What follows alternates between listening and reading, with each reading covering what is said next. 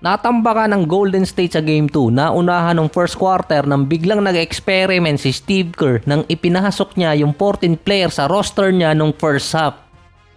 Biglang nagulat yung mga fans doon sa ginawa ni Steve Kerr at mamaya natin discuss yan. Na-injured pa si Anthony Edwards nung first half, natapakan ni Trayce Jackson Davis. May susunod na ata kay Pachulia, may kamukha pa ni Barry Jau. Kabuhok pala. Nakabalik naman si Anthony Edwards nung second half, naka 20 points, 9 rebounds, 5 assists pa rin naman siya, plus 21 pa sa plus-minus rating. Ang laking pasasalamat din ni Edwards sa physical therapist ng Minnesota dahil dinaan sa hilot at sa tape kaya siya nakabalik. Ang malala doon kay Draymond Green, sa isang play nagpakawala ng isang mahiwagang hampas si Draymond sa pool sa mukha si Naz Reid. Dahil doon, dalawa na lang kay Draymond, malamang masuspindi siya.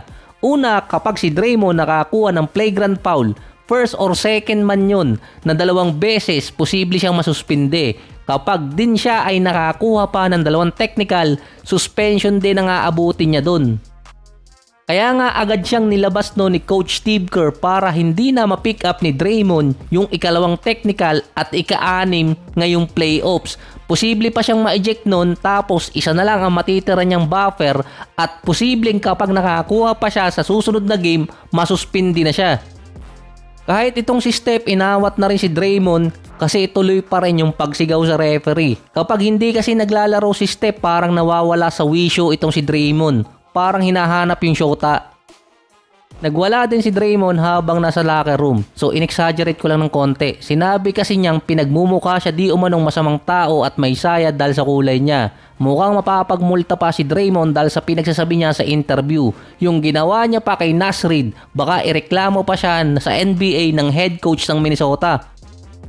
Si Steve Kerr naman sa first half, ginamit niya yung 14 players. Sabi ng isang fan doon, no sense yung ginawang rotation ni Steve Kerr. Bakit daw pinasok si Santos, si Spencer, Key at itong si Kevin Knox sa game at hindi nilagay sa mas mahabang minuto yung ibang player niya sa rotation.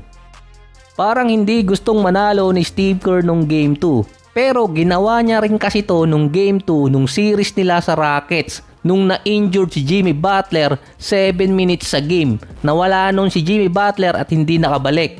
Ang ginawa ni Steve Kerr nun, ipinasok agad yung ibang player niya sa first half.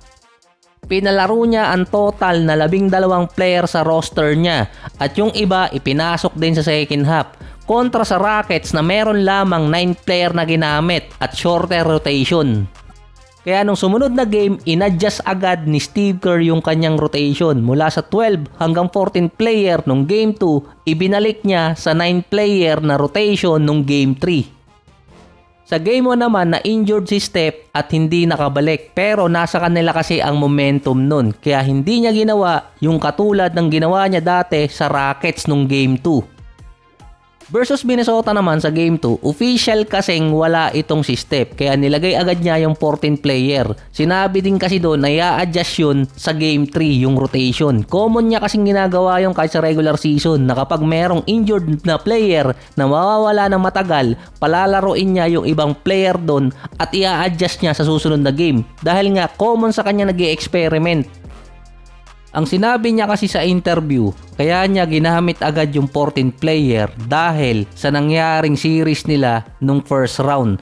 Meron kasing mga player doon ang tinatamaan na ng fatigue. So iniiwasan niya rin sa ibang player na mababad ng todo sa laro. Dahil nga ang isang reklamo ni Steve Kerr, wala silang time masyado makapag-practice dahil nga doon sa nilagay na tournament nung in-season at hirap silang mag-adjust ng game plan. Based din sa report ni Anthony Slater, sa ginawa kasi ni Steve Kerr ng Game 2 na paglalagay ng 14 players, ang i-retain niya sa rotation para sa Game 3 ay si Kuminga at si Trayce Jackson Davis. Dahil yung 2 player na yon ang pwede mong ilagay para bumantay kay Randle or kaya dito kay Anthony Edwards. So yung Minnesota bukas naman mauubusan ako ng content at humayo kayo at magparami.